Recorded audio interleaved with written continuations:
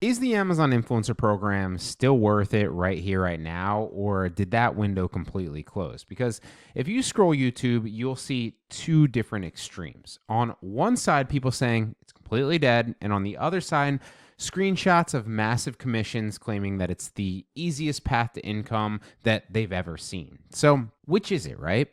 Here's what most people won't tell you. The Amazon influencer program didn't die. It just, like a lot of things, matured. And when a platform matures, the easy money often disappears, but the real opportunity does actually get bigger for those of you that understand how to operate within it properly. So in this video, I'm going to break down exactly what changed, what's not working anymore, and exactly how I would start and scale the Amazon influencer program in 2026 and beyond if I was starting and building it today.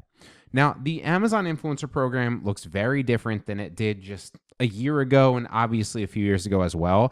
There was a time when you could upload very basic product videos, put in minimal effort, into thumbnails or not even upload a thumbnail at all and still get placements on high traffic listings. Back then, the competition was lower and the barrier to entry felt pretty small. And quite frankly, it was.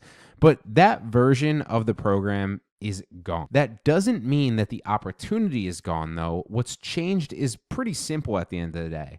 There's a lot more creators, there's more videos, and there's more competition for placement on product pages where you can obviously make money. And the opportunities to find products that are high selling, meaning they have high sales volume and can offer you a lot of commission, and don't have a lot of competition on those listings already, are shrinking by the day. And again, that doesn't mean that the opportunity disappeared. It just means that you do need some kind of software to find them, and you do need a better way to find those specific listings. And honestly, your videos need to be better to compete on those listings as well. Now, Amazon's algorithm has also gotten smarter. It now prioritizes engagement, it prioritizes watch time, and overall quality more than ever before. So in other words, low effort content is kind of being filtered out, and that's normal, right? You saw that on TikTok Shop. You saw that obviously with TikTok affiliates recently. You saw that pretty much across the board. Like, you can name any specific business that's been a massive opportunity and changed the game, and this tends to happen over time.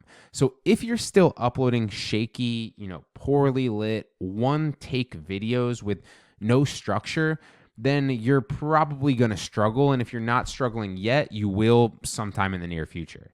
Not because the program doesn't work, but because the standard went up. And again, that is a good thing because the Amazon influencer program is going to reward people who treat it like a real media business. So in my opinion, there's a few different steps that I would take to make sure that obviously you're on the forefront of this and you're not getting phased out like some people. So step one would be niche positioning if you're just starting over. Instead of reviewing everything under the sun, you probably want to start and build authority within one specific category, at least in the beginning, right?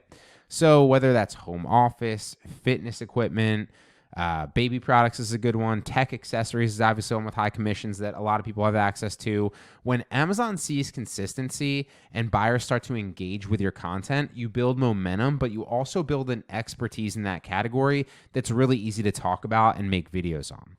Now, step two, in my opinion, would be to focus on retention within your video, right? Obviously, you do this on places like YouTube, or you should be doing this on places like YouTube. You do this on places like TikTok affiliates and a number of other things. And it's no different here on Amazon as we start to advance, right? You need a hook, right? You need clarity on who the product is for. You need an immediate answer to the question that the buyer might have in their mind and answer a few different ones of those. You also want to potentially talk about a specific problem it's solving, how it's saving them time, how it's saving them money, how it's making their life easier, whatever the case is, right? The better your watch time, the more likely Amazon is obviously going to keep showing your video. Now, step three is going to be focused on volume, obviously, but volume of videos with intention. At the end of the day, it is honestly still a numbers game to some degree. Obviously, one video on a good listing that's making you a lot of money where you're being showcased is a lot better than 100 videos on mediocre listings in most cases, right? But at the end of the day, it's about more quality videos and giving you more opportunity to showcase those videos. Because what I've seen over time is you don't just have a video that gets like a slot. People think it's static, right? You don't just have a video that like ends up on a product page within those 6 videos that you can be shown at the top, and then it stays there, right? it's dynamic. It's constantly changing. Maybe you end up on there for a month or two and then you get phased out. Maybe you come back on that listing, a month or two later, or maybe you make a better video, right?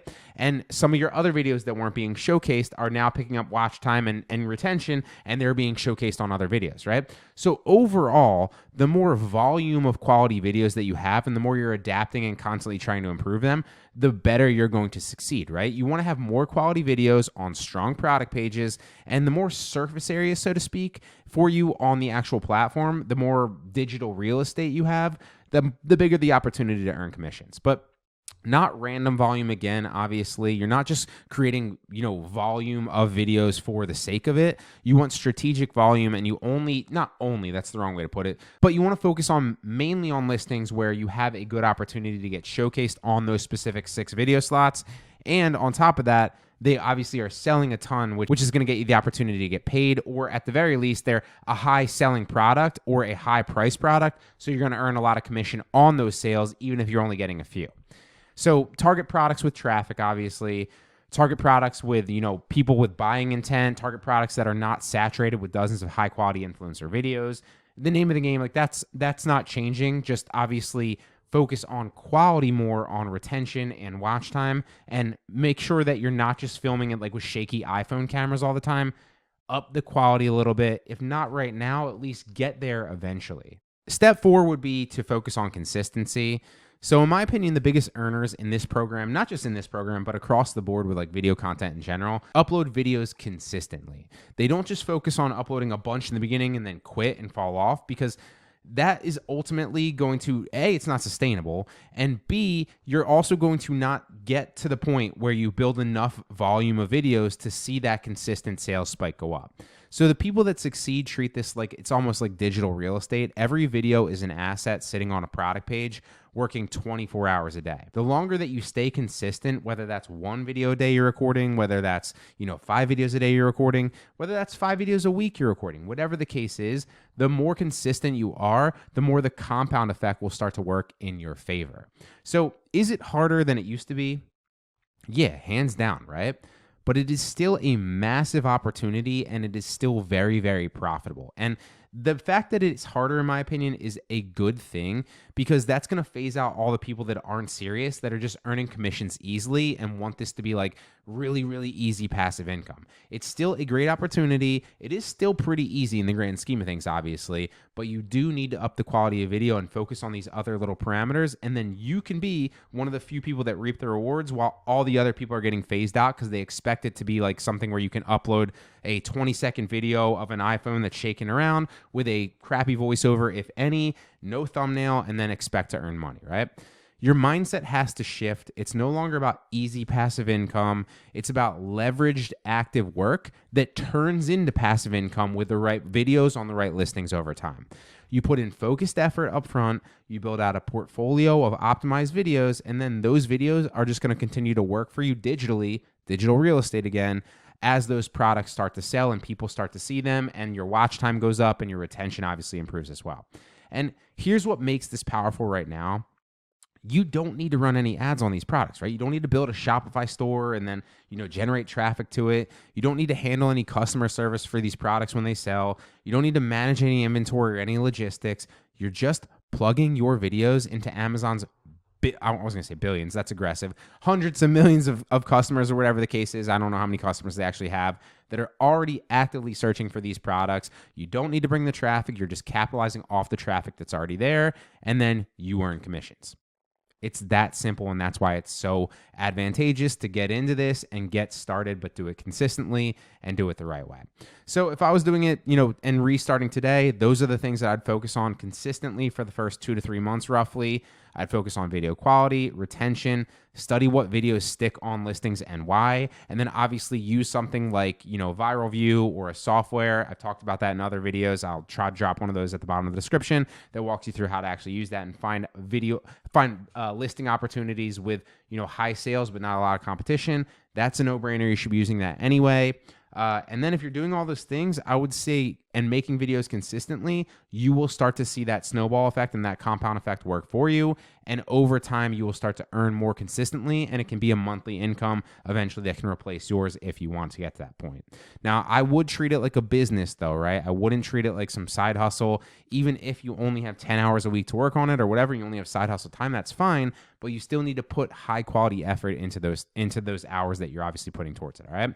Because just like things like Etsy print on demand or TikTok shop, this model didn't die, it just evolved, right?